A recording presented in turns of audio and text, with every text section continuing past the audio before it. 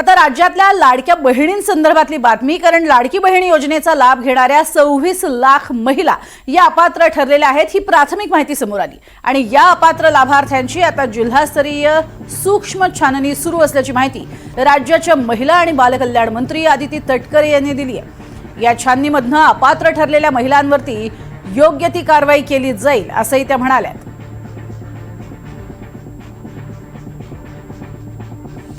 एकीकडे या अपात्र ठरलेल्या बहिणींमुळे खूप मोठा बोजा हा अर्थातच सरकारच्या तिजोरीवरती पडलेला होता।